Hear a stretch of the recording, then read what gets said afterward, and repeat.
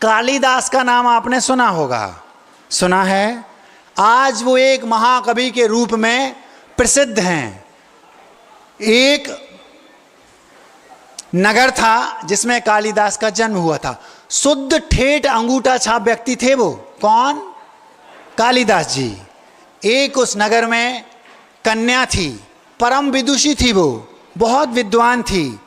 वो विवाह के जब योग हुई तो उसने सोचा कि मैं विवाह करूंगी तो एक ऐसे व्यक्ति से जो व्यक्ति मुझसे भी ज़्यादा विद्वान हो।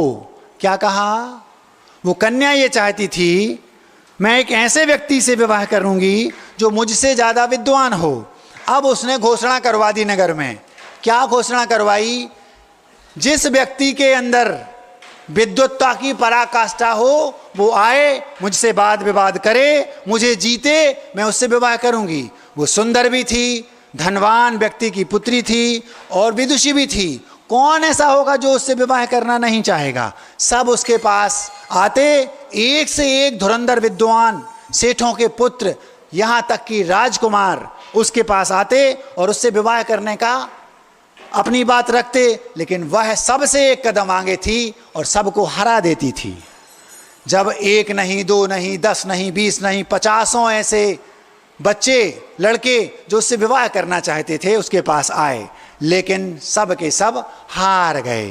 हारते ही व्यक्ति जलता है। जैसे व्यक्ति को हार होती है, जलन होती है, इस सब में, इस कला में आप लोग सिर से पैर तक माहिर हैं। इसलिए मैं इसको आपके सामने विस्तार से नहीं रखूंगा। महाराज जी क्या कहा?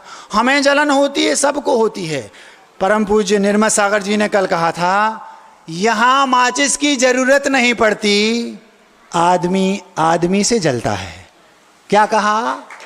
यहां माचिस की जरूरत नहीं पड़ती, यहां तो आदमी आदमी से जलता है। बस वही हुआ।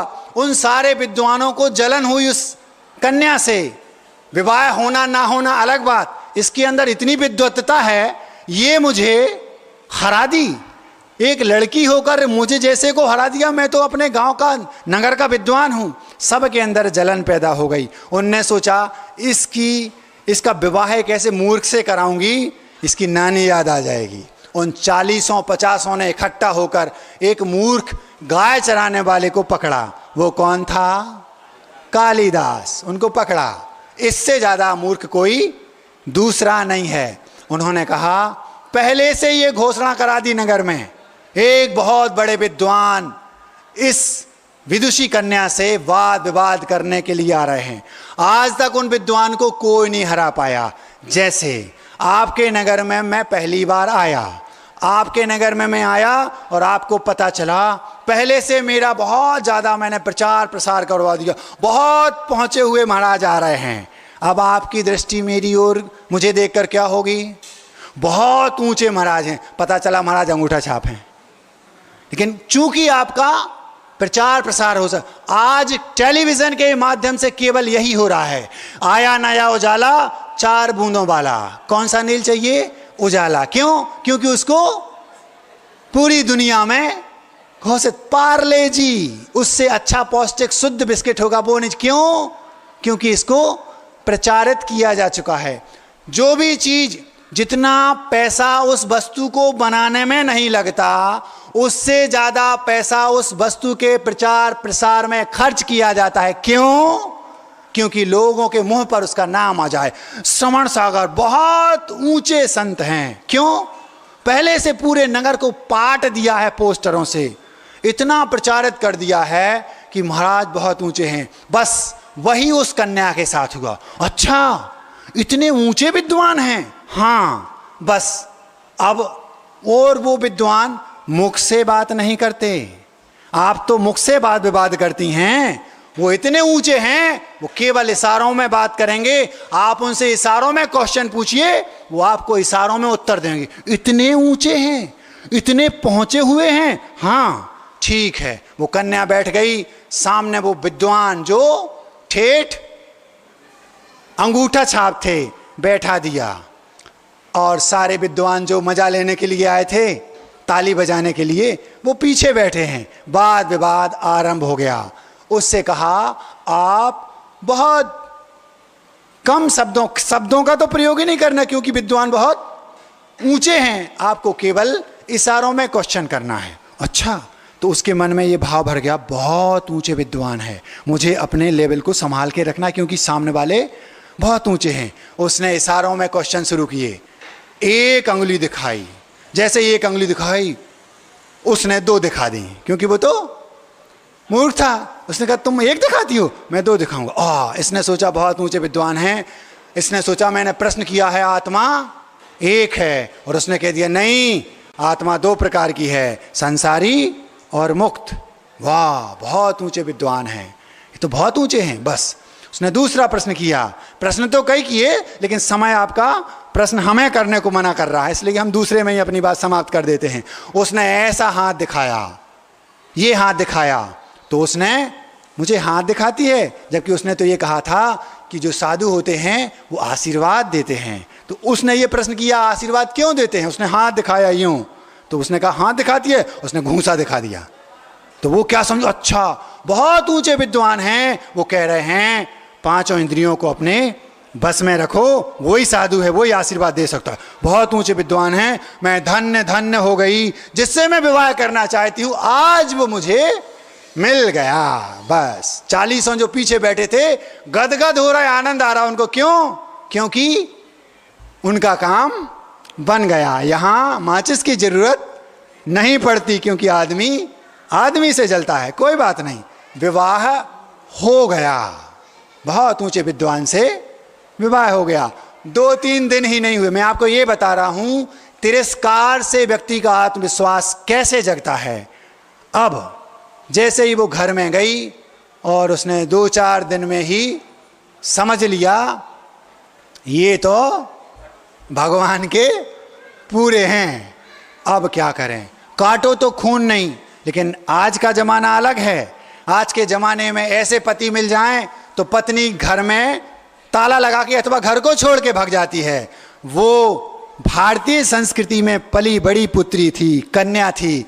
उसने क्या कहा, मैं घर छोड़कर नहीं जाऊंगी, घर छोड़कर तो आपको जाना है। आप घर छोड़कर जाइए, और जब तक आप विद्वान बनकर नहीं आते इस घर की चौखट आपके लिए बंद है। जैसे ही उससे कहा उसको तिरस्कृत कर दिया गया, दिमाग खराब हो गया। एक स्त्री मुझे इतना घोर तिरस्कार कर रही है, उसके अंदर का जो कॉन्फिडेंस था, उसके अंदर का जो आत्मविश्वास था, जो सोया था, उसमें क्षमताएं तो बहुत थी, और बस उसके अहम को, उसके मैं को ठेस लगी। मैं इसको हरा के रहूंगा।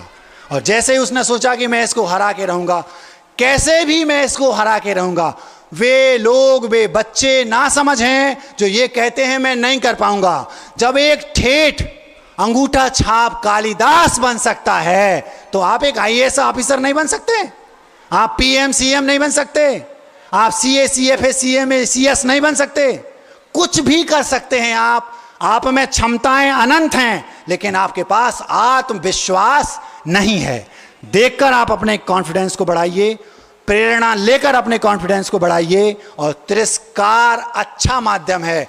जब आपके मित्रों को, आपके माता पिता को पता चल जाए कि ये देखकर इसका कॉन्फिडेंस लेवल नहीं बढ़ रहा, किसी की प्रेरणा से प्रेरित होकर नहीं बढ़ रहा, किसी मोटिवेशनल स्पीकर को सुनकर भी इसकी आत्मविश्वास नहीं जाग रहा, उसे तिरस्कृत करना शुरू कर दो। हो सकता है बच्चे आपको गलत समझें, आपको बेगलत समझें, ये जरूरी नहीं। आप गलत नहीं होना चाहिए, मुख्य बात ये है, कोई बात नहीं। और परिणाम ये निकला, उसके अंदर आग लग गई। मैं विद्वान बनकर रहूंगा। आप ठान लो कि मैं IAS ऑफिसर बन के रहूंगा, दुनिया की कोई ताकत आपको हरा नहीं सकती। ध्यान रखना, आप अपने लक्ष्य को पाएंगे, ये आप अपने ऊपर भरोसा रखिए, बस कुछ नहीं। वो जो कालिदास जी थे निकल पड़े और एक से एक ऊंचे विद्वानों के पास जाकर उन्होंने शिक्षा ग्रहण की। और एक दिन ऐसा आया कि वो इतने विद्वान बन गए, घर आए और घर पर अपनी पत्नी के सामने बैठे, मैं आ गया हूं, भोजन बाद में करूंगा, पहले हम वाद विवाद करते हैं। उसकी पत्नी खुश हो गई, वो यही तो चाहती थी। बस बैठ गए। हाँ, अब तुम्हें इशारों में करना है तो इशारों में सवाल जवाब करो, और शब्दों में करना है तो शब्दों में करो, मुझे कोई समस्या नहीं, क्योंकि अब मैं वास्तव में विद्वान हूं। और परिणाम ये निकला, वाद विवाद शुरू हुआ। 5-10 मिनट में ही वह पत्नी उससे हार गई। अब उस पत्नी की आंखों में हार नहीं थी, उसकी आंखों में जीत थी। क्यों? क्योंकि मैं अपने पति को हराना चाहती ही नहीं थी, मैं तो उन्हें आत्मविश्वास जगाना चाहती थी, क्योंकि उन्हें पता था इसके अंदर क्षमता है। उस कन्या में इतनी विद्वत्ता थी, उसने 2-3 दिन में ये तो देख लिया कि इसके अंदर क्षमता है, लेकिन ये उसे पता था कि ये जागृत नहीं हो रही है। उसने तिरस्कृत करके अपनी उस पति को मोटिवेट किया और इस नए माध्यम से उसने उसके अंदर के आत्मविश्वास को जगा दिया। परिणाम ये निकला कि उन्होंने मेघदूत जैसे और भी कई सारे महाकाव्य, खंड काव्य लिख डाले। आज वे कालिदास अच्छे अच्छे विद्वानों के पूज्य हैं। कैसे बने वो? जब एक अंगूठा छाप कालिदास बन सकता है तो आप अपने लक्ष्य को पा नहीं सकते क्या? महाराज जी हमारे अंदर क्षमता नहीं। ऐसे लोगों की संगति मत करना जिनके शब्दकोश में ना है। नकारात्मकता जिनके पास है उनकी मित्रता नहीं करना।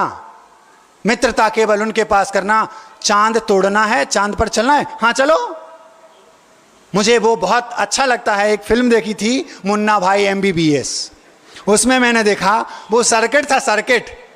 भाई ने कुछ भी कहा, सर्किट यार एक बॉडी चाहिए, हाँ भाई हो जाएगा। क्या चाहिए? बॉडी चाहिए। क्यों? ऑपरेशन करके अंदर देखना है, लीवर कहाँ होता है, किडनी कहाँ होती है, खून कहाँ से निकलता है, हृदय कहाँ धड़कता है, दिमाग कहाँ है, ब्रेन। क्योंकि वो तो मवाली था। तो वो गया वहाँ, उसने देखा कि जो कॉलेज था जिसमें पढ़ाया जाता था, उसने बहुत गौर से देखा तो समझ में कुछ आया नहीं उसको। बोले यार एक बॉडी में 10-20 डॉक्टर वो कर रहे हैं और वो तो उस टाइप का था कि वो सबके साथ नहीं करता। सर्किट को फोन लगा, सर्किट हाँ भाई, हाँ भाई, अरे वो यार एक बॉडी चाहिए भाई, हाँ भाई हो जाएगा। मतलब किसी की बॉडी चाहिए, हो जाएगा। उसके मुख पर आप देख लेना, कभी भी उसके मुंह पर ना नहीं होता था, हाँ भाई हो जाएगा। मतलब बॉडी चाहिए, मतलब किसी को मार करके हाँ भाई हो जाएगा। बाहर गया, एक चीनी व्यक्ति खड़ा था, थैला लिए, थैला क्यों, इसमें तुम आ जाओगे? बोले क्यों? बोले आपको मुझे अंदर ले जाना, भाई को बॉडी चाहिए। मतलब उसको ठोका पीटा, उस बोरे में घुसेड़ा, अंदर गया, भाई बॉडी आ गई। अबे मैंने जिंदा नहीं मंगाया था। ये होता है आत्मविश्वास। उसको देखकर मुझे इतना आनंद आता था, लोगों को मुन्ना भाई को देखकर आनंद आता था, मुझे उस सर्किट को देखकर आनंद आता था। वो हवा हो जाएगा, कभी उसके मुख से ना नहीं निकला। ये बहुत प्रेरणात्मक फिल्म। आप लोग फिल्मों में वो देखते हैं जो नहीं देखना चाहिए, हर एक फिल्म में वो होता है जो देखना चाहिए। आप वो देखना शुरू कर दो जो हमें देखना चाहिए, आप वो देखते हैं जो हमें नहीं देखना चाहिए। हम क्या करें, हमारी सोच ही ऐसी बन गई है। तो आप देख करके मोटिवेट हो सकते हैं, प्रेरित होकर के मोटिवेट हो सकते हैं। और तीसरा, आप किसी के प्रेरणा और देखने के अलावा तिरस्कृत होकर भी मोटिवेट हो सकते हैं। यदि कभी आपके मित्र, माँ, बहन, भाई आपको तिरस्कृत कर रहे हैं तो पहले थोड़ा बुद्धि लगा लेना, कहीं ये उस कालिदास की पत्नी जैसा तो नहीं कर रहे। सोच लेना, एक बार देख लेना कहीं गड़बड़ तो नहीं। आज होता यह है, पत्नी ने थोड़ा सा कदम खींचा, पति और शांत हो जाता है। अरे भैया, कल एक बहुत अच्छी पंक्ति पढ़ी थी, याद आ गई। वक्त अपनों के लिए भी थोड़ा वक्त निकाल लिया करो। क्या कहा?